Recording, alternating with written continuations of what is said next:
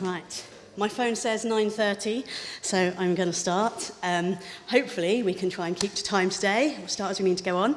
I'm Kate Kavanagh, although on all the paperwork it says Katharine, my formal name. Hope you have enjoyed doing your badges. They're not very sticky, we've realised, so there is now some sellotape in the parlour if you want to readjust later. Thank you all for being here today. This is the second edition of the Metamodern Festival, but it's our first in-person event, although hello also to those of you streaming in on Zoom. And it's also the first time that the focus has been on circus. And I have to put my hand up and own that's my fault, I'm afraid. Our co-organiser, Tom Hammer, is the brains behind the Metamodern Festival. And I heard about last year's online event and thought it would be a great idea to introduce circus to the mix to begin to explore how the different perspectives interact and influence each other. And particularly in honour of the 10-year anniversary of the Circus Diaries, which is a web platform I've set up for critical discourse around circus in the UK. It first posted its content in May 2013, so we're 10 years on. Metamodernism is a relatively new development in fields of philosophy and cultural theory. So if you are wondering what's this all about then, don't worry, I'm sure you're not the only one. And we're here today to explore some of the ideas inherent in this metamodern moment together. And similarly, circus studies is a new field of academic interest, although of course many people already have their own connections to circus or understandings of what it might mean based on their own experience or popular representations from films and stories, etc. What we often find, however, is that there are many differing perspectives on what circus is or does or means. So here again, we hope that everybody will be able to learn something new today to take away that enriches their understanding both of circus and of current cultural trends. So, as the day goes on, let's try to keep in mind the different levels of familiarity that are in the room around the subjects both of circus and metamodernism. The spirit we want to cultivate today is one of sharing, of exploration, so talk to each other, ask questions, engage with social media, #Metamodern Circus. In a moment, I will say a bit about our programme of events, but first I need to thank our funders for making today possible. The Arts and Humanities Research Council, via the South Western Wales Doctoral Training Partnership, is the main sponsor of today's events.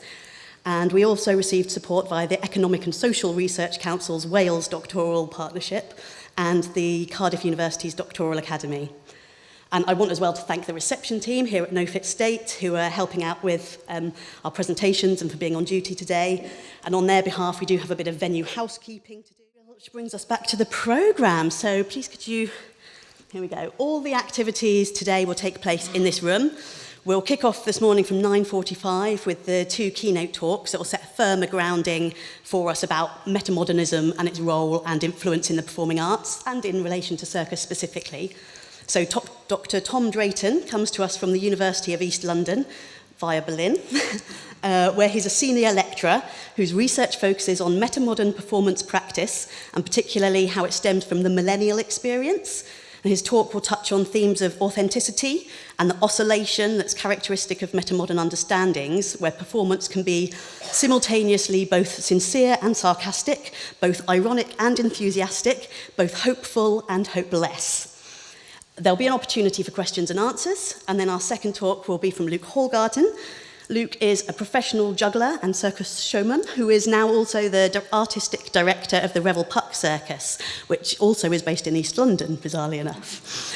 The Revel Puck's work is created with a conscious awareness of metamodern ideas in mind and very successfully balances circus traditions of tented family entertainment and structured acts with a semiosis-based meaning that illuminates struggles and challenges of the human condition.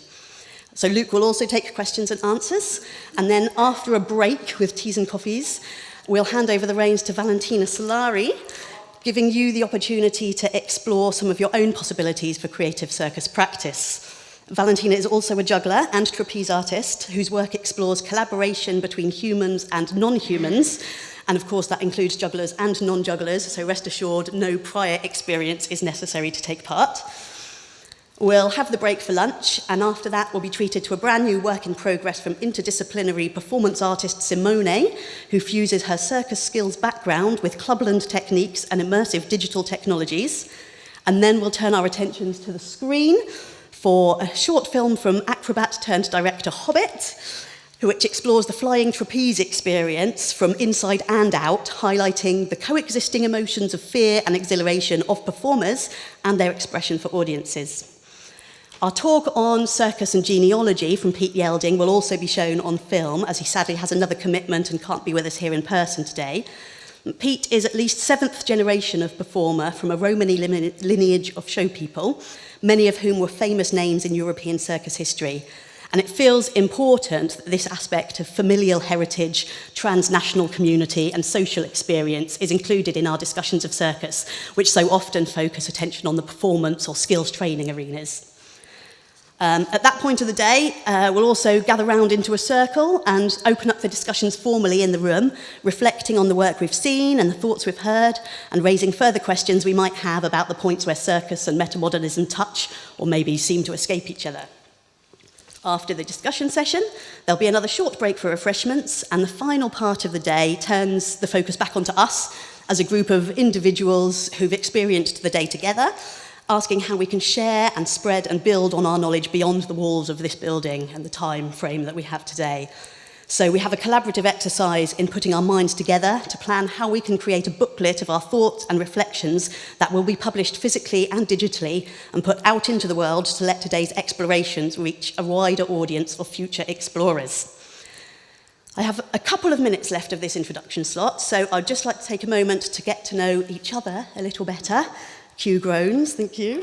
I've got one question as a prompt, and I'm just going to ask you to turn to a neighbour and answer just in a minute each, what do you hope to get from and give to today's inquiries?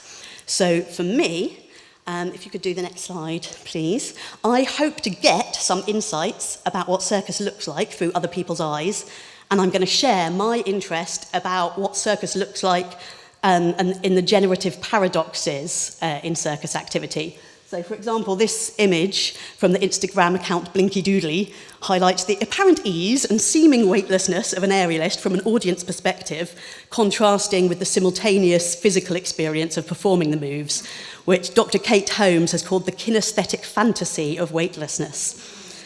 As Dr. Steve Ward writes about circus more generally, that world is both real and illusory at the same time.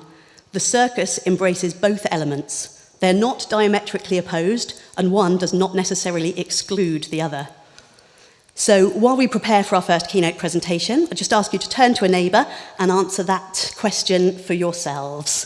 Thank you very much. Oh, yay, there's the question. Thank you.